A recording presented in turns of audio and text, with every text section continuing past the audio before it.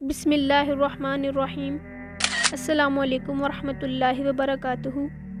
میرا نام رومان بنت یونس ہے اور میں امید کرتی ہوں کہ آپ سب ٹھیک ہوں گے۔ آج کی اس ویڈیو میں آپ کو حضرت موسیٰ علیہ السلام اور ایک بوڑھی عورت کا واقعہ سناؤں گی۔ ایک دفعہ نبی کریم صلی اللہ علیہ وآلہ وسلم ایک گاؤں میں گئے۔ وہاں ایک شخص تھا، اس نے آپ صلی اللہ علیہ وآلہ وسلم کی خوب مہمان نوازی کی۔ آپ صلی اللہ علیہ وآلہ وسلم اس کی مہمان نوازی سے بڑے خوش ہوئے اور جاتے ہوئے اس شخص سے کہا کہ کبھی ہماری طرف بھی آنا۔ تو کچھ وقت کے بعد وہ شخص آپ صلی اللہ علیہ وآلہ وسلم کے پاس آیا۔ تو آپ صلی اللہ علیہ وآلہ وسلم نے اس شخص کی خوب مہمان نوازی کی، ایک تو بدلہ اتر گیا۔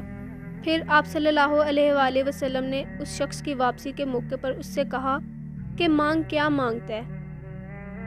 تو اس نے کہا یا رسول اللہ، ایک اونٹ چاہیے جس پہ میں اور میرے گھر والے سواری کر سکیں، اور اس پہ تجاوا بھی ہونا چاہیے، یعنی کہ اچھی سیٹیں لگی ہوں، اور 2-4 بکریاں مل جائیں جن کا دودھ دھو کے میں اور میرا خاندان گزارا کر سکے۔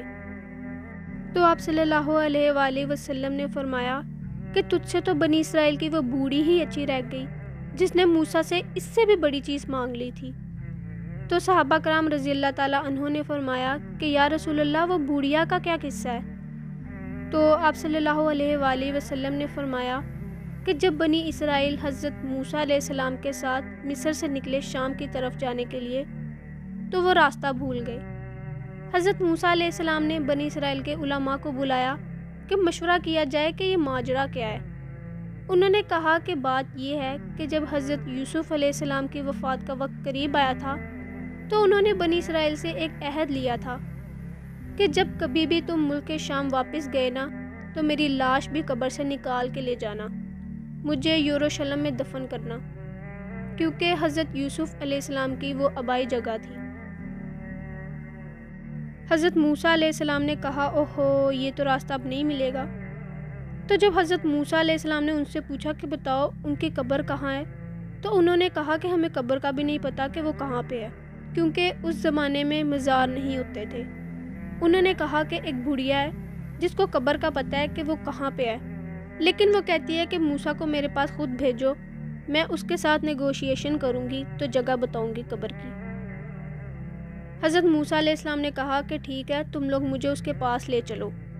تو جب حضرت موسیٰ علیہ السلام اس بڑھیا کے پاس پہنچے اور اس سے قبر کا ایڈریس پوچھا تو اس نے کہا کہ میں ایسے نہیں بتاؤں گی، مجھے اس کا معاوضہ ادا کرنا ہوگا۔ حضرت موسیٰ علیہ السلام نے سوچا کہ اس کا معاوضہ کیا ہی ہوگا، کچھ بکریاں ہوں گی، کوئی مال ہوگا یا کوئی اونٹ ہوں گے، جس طرح اس صحابی نے رسول اللہ صلی اللہ علیہ وآلہ وسلم سے مانگا تھا، لیکن ایسا نہیں تھا۔ اس بڑھیا نے کہا کہ معاوضہ یہ ہے کہ میں جنت میں تمہارے ساتھ رہوں گی۔